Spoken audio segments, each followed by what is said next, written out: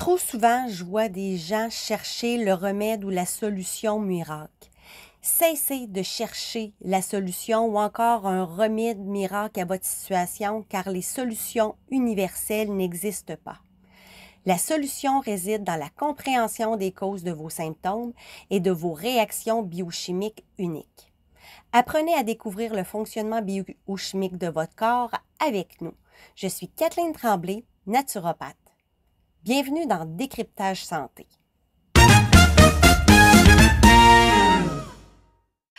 Bonjour tout le monde, bienvenue à un nouvel épisode de Décryptage Santé. Aujourd'hui, je reçois Charles Robert qui cumule une multitude de formations, que ce soit la kiné-masso, que ce soit de l'entraînement fonctionnel, de la neuro-fonctionnelle avec la compagnie Neurea, tout ce qui est au niveau du mouvement, de la flexibilité, de la motilité, même au niveau des structures et posturaux. Puis aujourd'hui, on avait le goût de vous parler de la commotion cérébrale. On est dans la période d'été, à l'heure où on enregistre cette capsule. Donc, on avait vraiment le goût de vous sensibiliser sur la commotion cérébrale et partager avec vous les outils qui s'offrent à vous pour pouvoir vous aider. Souvent, notre médecin, il nous dit, mais laissez le temps passer et ça va passer. Mais j'ai vu trop souvent, moi personnellement, dans mon bureau, des gens traîner pendant des mois, voire dans certains cas, des années au niveau de la commotion cérébrale. Donc, j'aimerais ça aujourd'hui, Charles, que tu puisses nous parler un peu de ton expérience personnelle, parce que je pense que tu en as plus qu'une à ton actif, puis les outils que tu as développés au fur de tes formations pour pouvoir aider et accompagner les gens à une meilleure récupération. Alors, je te laisse la parole maintenant. Ouais, mais en fait, pour un peu pour la mise en contexte, un peu comme tu as dit, tu sais, j'ai des expériences variées, puis les formations que j'ai faites, ça a toujours été pour essayer de trouver des réponses à mes problèmes. On s'entend, plusieurs thérapeutes, on est beaucoup dans ce chemin-là, là, de OK, les réponses qu'on a, c'est pas des réponses satisfaisantes, donc ben, on va faire nos recherches soi-même, puis on essaie de comprendre un peu les mécanismes en arrière pour en venir avec nos propres pistes de réponse. Puis côté commotion, je les compte plus, hein, puis ça veut pas nécessairement dire qu'on se souvient de chacune non plus. Non, c'est Mais ça. les premières que j'ai eues vraiment impact crânien avec perte de connaissance, j'avais quoi? J'avais moins de 6 ans. J'en ai Ben, eu déjà jusqu'à l'âge de 6 ans, j'en ai eu au moins 2 majeurs avec perte de connaissance. Puis après ça, ben, plusieurs impacts sans nécessairement perte de connaissance. Euh, Plus dans les événements plus récents, je pense que c'était en 2000, c'était-tu 2008, chute sur la tête en faisant des acrobaties avec les arts martiaux. Comme on disait un peu, le système médical euh, sont très bons dans l'intervention d'urgence, mais il peut avoir des limitations. T'sais, moi, quand je suis tombé sur la tête, tout ce qu'ils ont fait, ils m'ont gardé en observation, soins intensifs, puis aucun examen, aucune radiographie, aucun IRM. J'ai tombé avec le poids de mon corps sur ma tête. ouais. Fait que, Puis, à ce moment-là, je leur ai dit comme, garde, je vais juste retourner dormir chez nous. Là. Je vais récupérer beaucoup mieux que dans une salle où il y a du monde qui crie autour parce qu'ils ont mal. Là.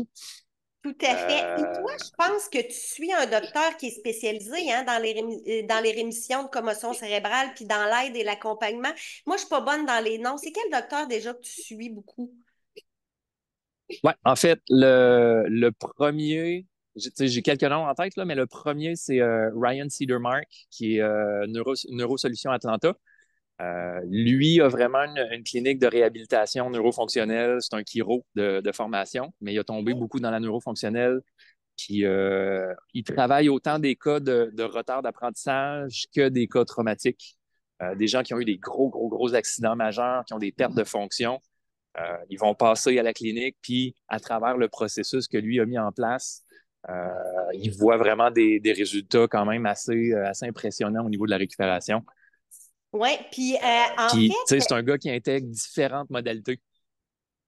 OK? Puis les principaux symptômes là, en lien avec la commotion cérébrale, ils peuvent être vastes, hein? Puis des fois, ça ne va pas toujours dans le sens où on penserait. J'aimerais ça que tu m'en parles des effets secondaires que toi, tu as pu avoir vécu, puis que le docteur aussi, il peut répertorier dans la liste des symptômes qui viennent après la commotion. Puis j'aimerais ça également que tu me parles du temps de récupération en général. Ouais. Les... Chaque cas est différent, surtout dans des cas traumatiques. On s'entend que chaque personne va être affectée différemment parce que les structures vont être affectées différemment. Puis en même temps, on a tout notre bagage antérieur qui vient avoir une influence sur tout ça.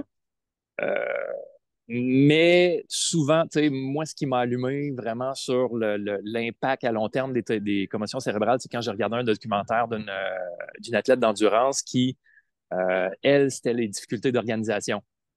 Fait que, tu sais, dans les symptômes communs de commotion cérébrale, oui, on va voir la confusion. Dans les semaines qui vont suivre, des bonnes commotions, le monde, il difficulté à s'engager dans l'activité physique parce que tout de suite, le corps va devenir en surcharge, puis il va avoir des maux de cœur, maux de tête, euh, des fois difficulté d'équilibre. Fait que, tu sais, il y a plusieurs symptômes court terme, mais dans les symptômes plus long terme qu'on a tendance à négliger, tout ce qui est organisation, gestion du temps, c'est pas des choses qu'on a tendance à prêter attention parce que c'est pas tangible. C'est pas comme un mal Mhm. de cœur que c'est comme oh, OK, là, j'ai mal au cœur, il y a eu un élément déclencheur. Si tu as plus de difficultés à t'organiser dans ta vie, si tu as plus de difficultés à être à l'heure, ben, on va juste te dire comme organise-toi mieux dans tes affaires, puis gère-toi un peu. Donc, si Ce je qui est un peu comprends triste parce que ça peut vraiment venir d'un dysfonctionnement. tout à fait. Puis si je comprends bien, ça veut dire qu'un jeune enfant, 3, 4, 5 ans, 6 ans, 7 ans, qui aurait fait une chute, qui aurait eu une commotion cérébrale diagnostiquée ou non diagnostiquée, parce qu'il y a beaucoup de commotions qui passent sous silence, pourrait finir par vivre avec des problèmes de troubles d'apprentissage, d'organisation qui seraient soumis à un diagnostic de TDAH, puis finalement, ça proviendrait d'une cause profonde d'une commotion, si je comprends bien. Fait que, Ouais. puis, Un des points que non, vas-y.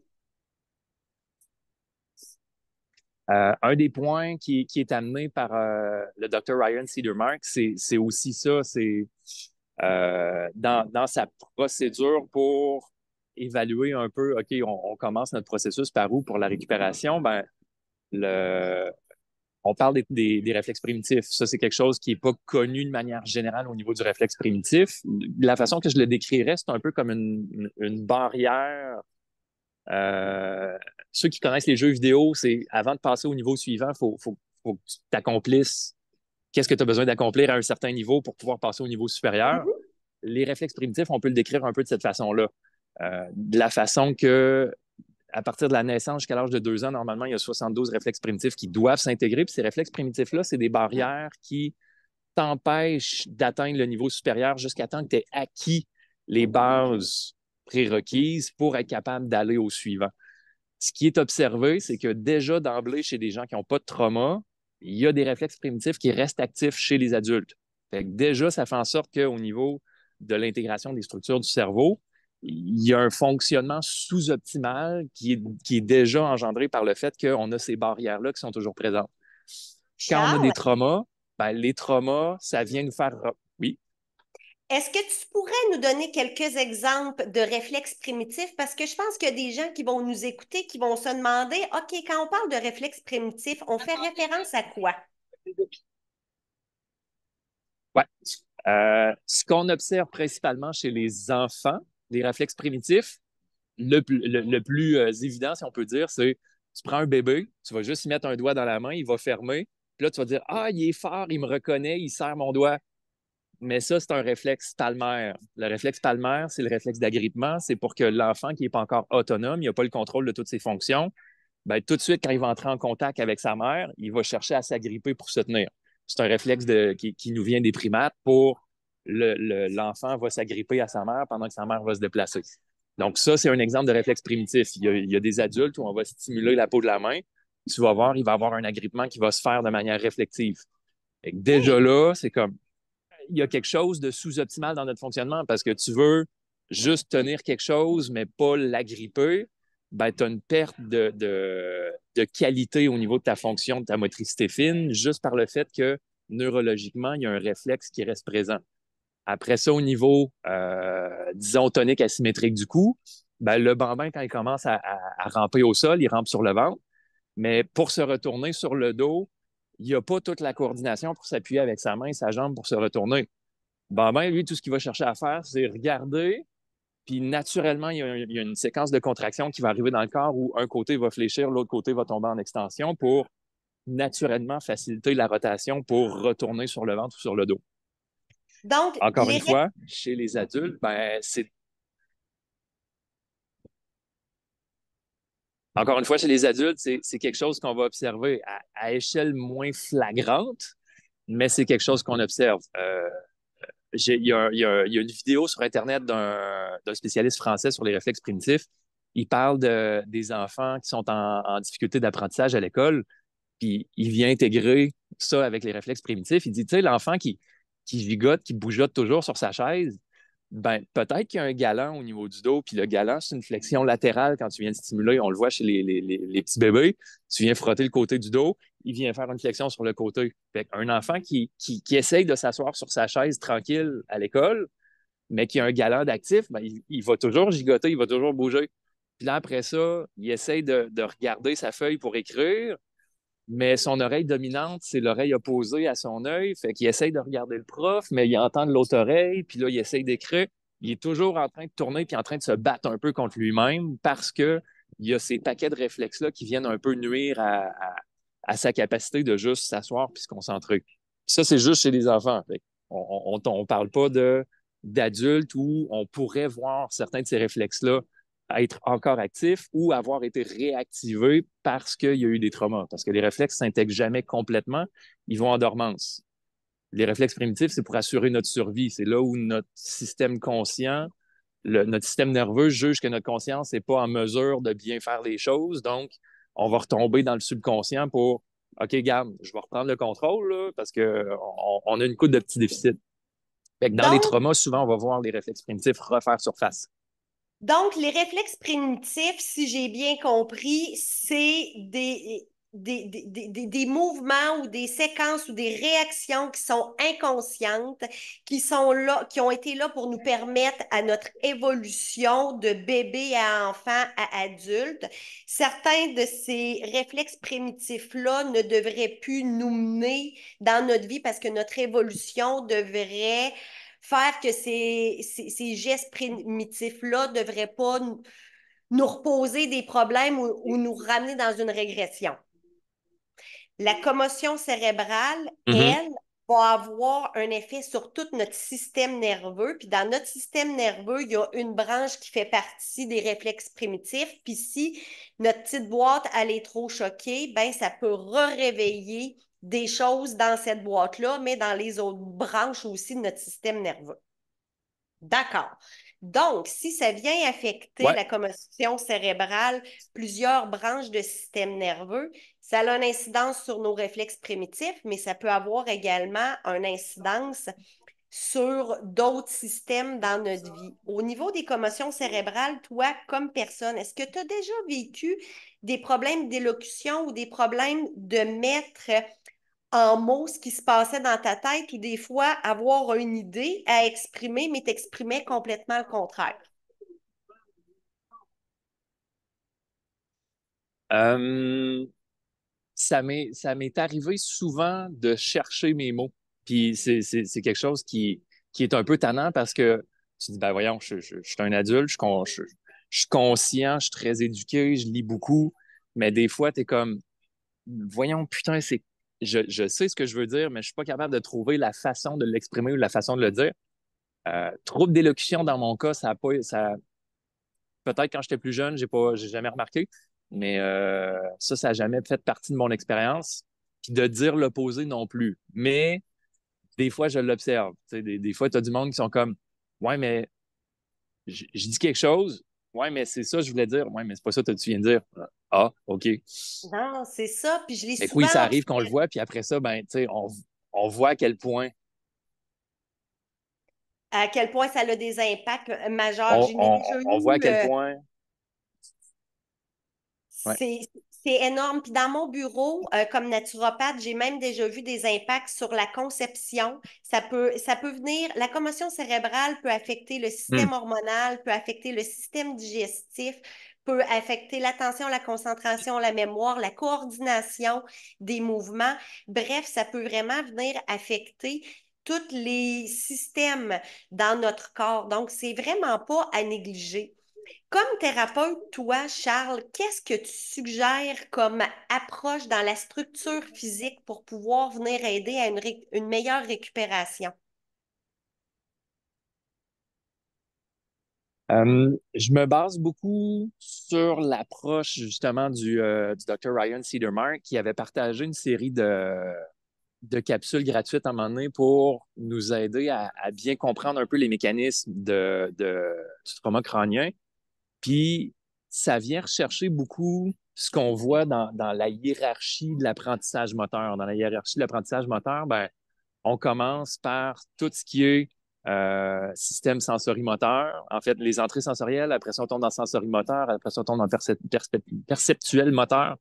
Fait qu'il y a comme une hiérarchie où si tu n'as pas intégré la base de ta pyramide, ben, ça ne sert à rien d'aller voir plus haut. Fait que tout ce qui est motricité fine, coordination, équilibre, c'est déjà des aptitudes, c'est déjà des qualités qui sont plus loin dans le développement que si ton système nerveux a de la misère à gérer, ben, d'y donner cette complexité-là, des fois, ça va juste être trop, puis le système va surcharger, puis il ne sera pas capable d'atteindre l'objectif que tu cherches à atteindre.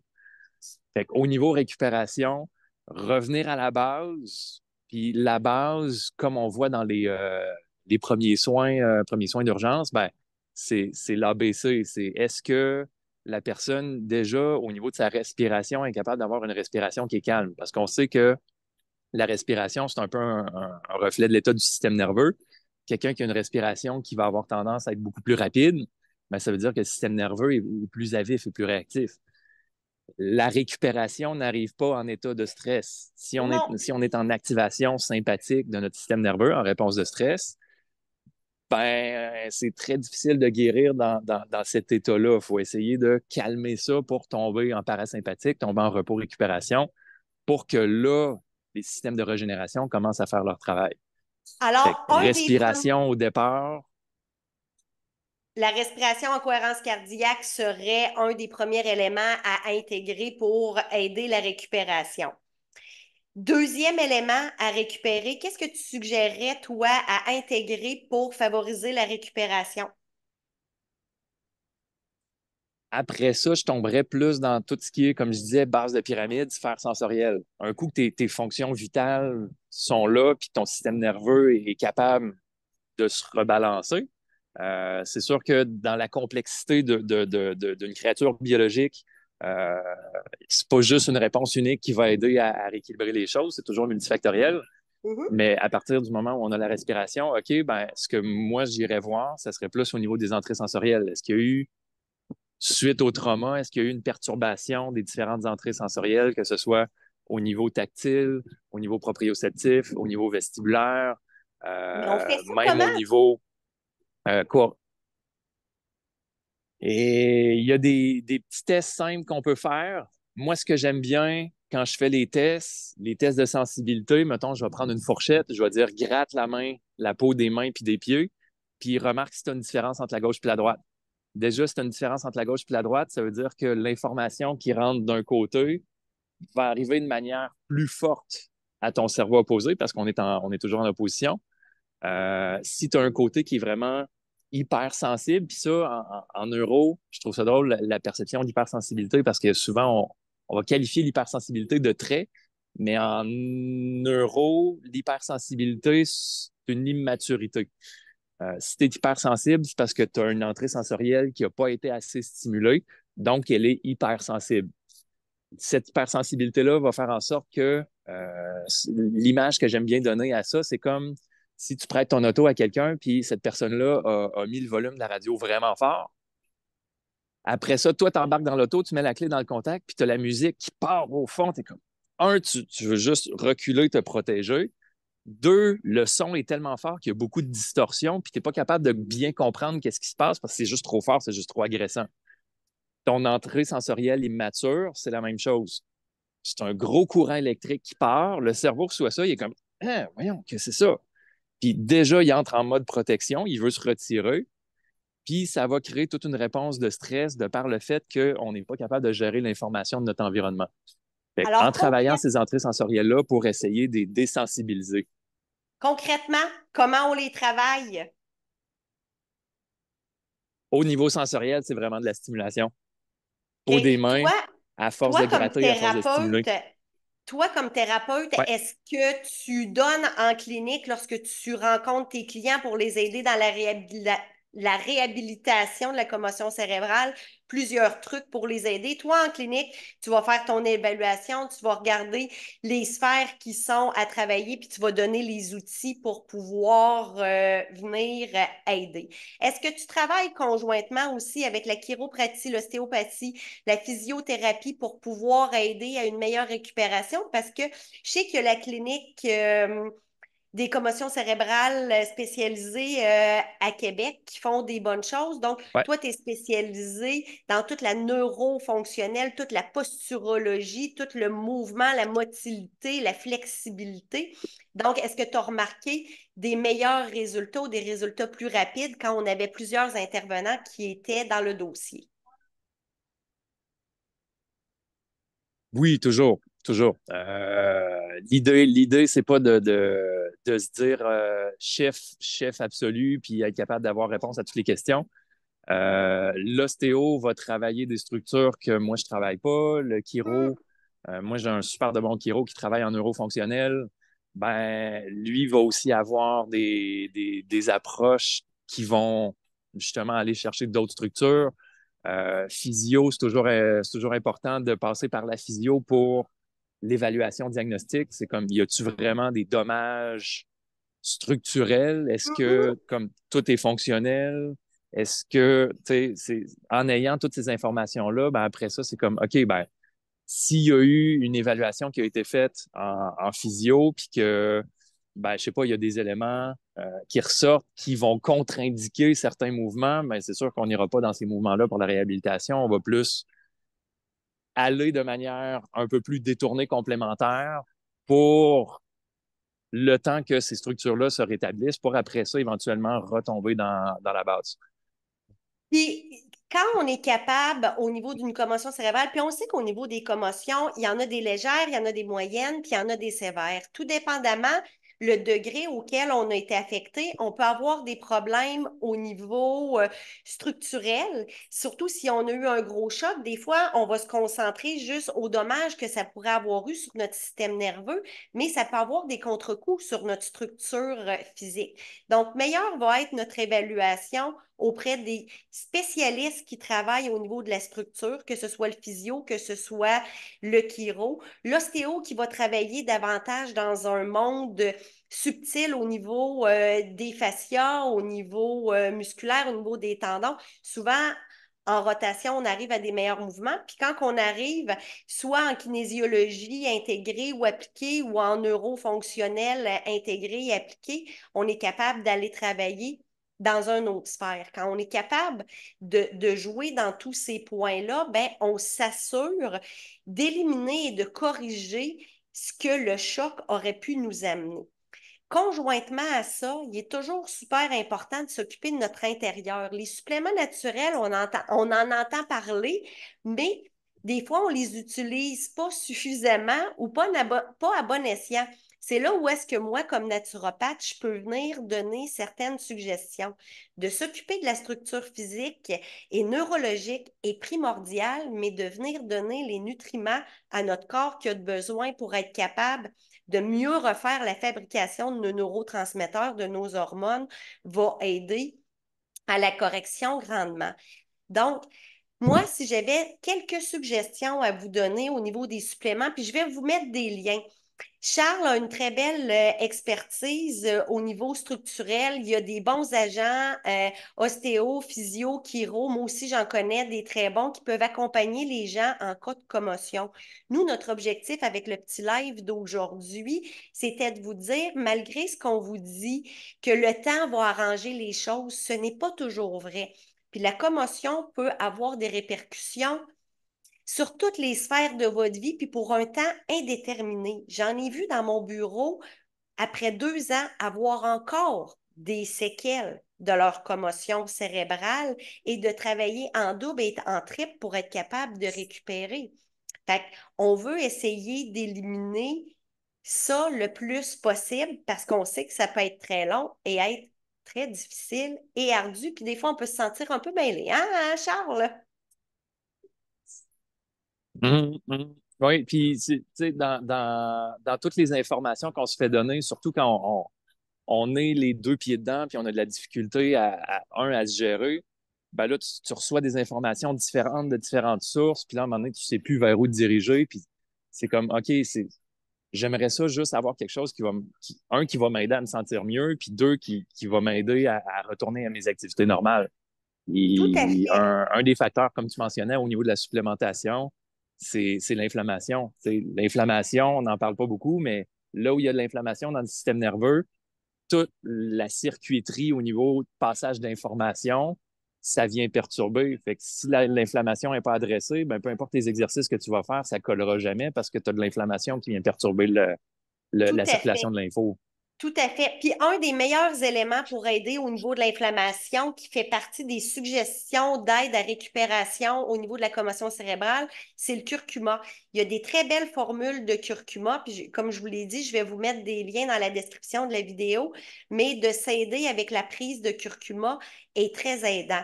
Autre chose, nos neurotransmetteurs peuvent être affectés, tout notre système peut être affecté.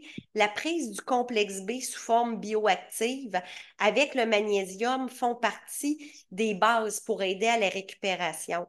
Outre ça, on veut aider notre système nerveux à faire une meilleure connexion. La phosphatidylcholine et la créatine sont des éléments qui peuvent grandement venir aider avec les oméga 3, mais très élevés en DHA. On veut plus de DHA que de PA quand on arrive dans le niveau cognitif, puis au niveau de la récupération de la commotion cérébrale. Puis outre ça, il y a 2 autres éléments qui peuvent être bénéfiques. C'est le pycnogénol qui vient travailler également avec l'inflammation. C'est de l'extrait de pain. Fait que ça peut être quand même facile à trouver. Puis on a également le NAC qui va aider à la détoxification, à la récupération cellulaire, à la glutation. Tous nos systèmes ont été shakés. Ça l'amène ce qu'on amène du stress oxydatif. Le stress oxydatif favorise l'inflammation aussi. Donc, quand on met tout en branle pour pouvoir réduire l'inflammation, réduire le stress oxydatif et donner les éléments à notre corps pour que la communication se fasse mieux, puis qu'on vient mettre tous les agents physiques de notre côté, la récupération de la commotion cérébrale se fait vraiment mieux. Des fois, c'est toujours difficile, mais ça va se faire mieux et plus rapidement. Combien de temps ça te pris à t'en remettre, toi, de tes C'est commotions, beau, c'est Charles? bien dit, ça. Euh, J'aurais tendance à dire que j'ai encore des effets de ça.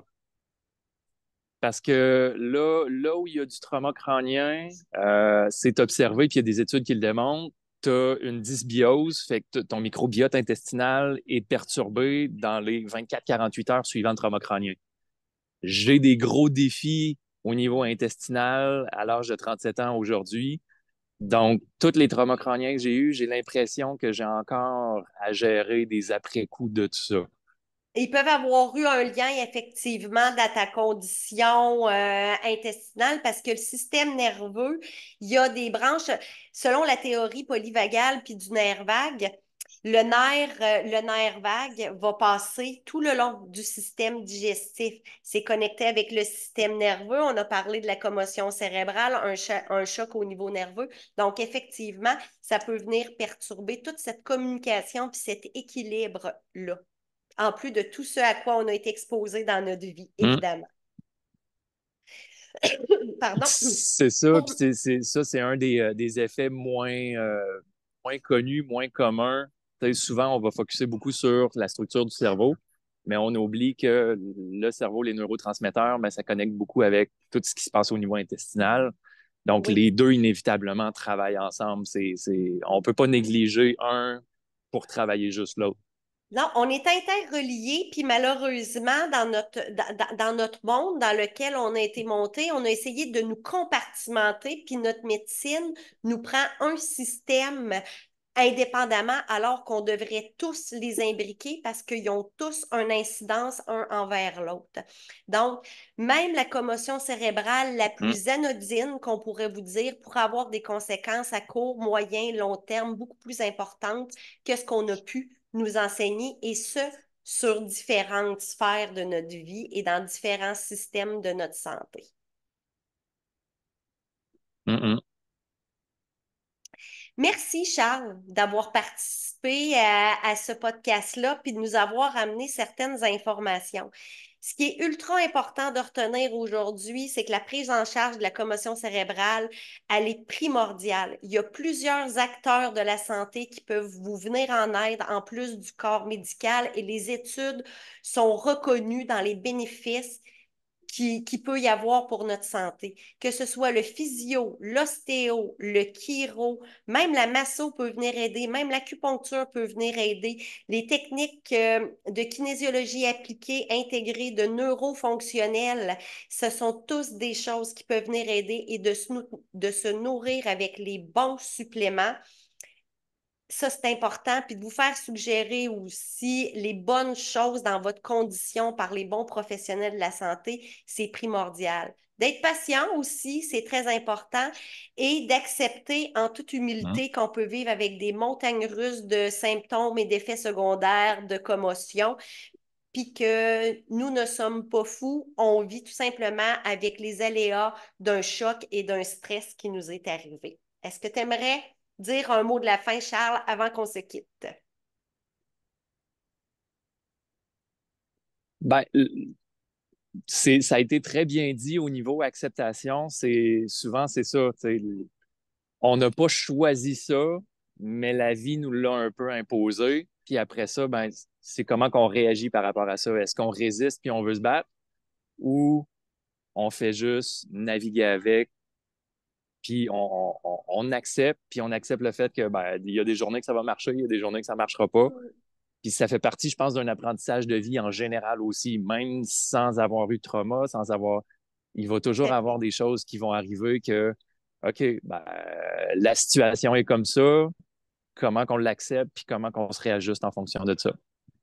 Yes, de la résilience, d'humilité, de la patience, mais surtout de savoir qu'il y a plusieurs outils qui s'offrent à nous, que nous ne sommes pas démunis, puis que si on prend le pouvoir de notre santé, ben on est capable de mieux se remettre de plusieurs soucis, d'accidents ou de symptômes qu'on pourrait avoir. Alors, vive la proactivité et la prise en charge de soi-même.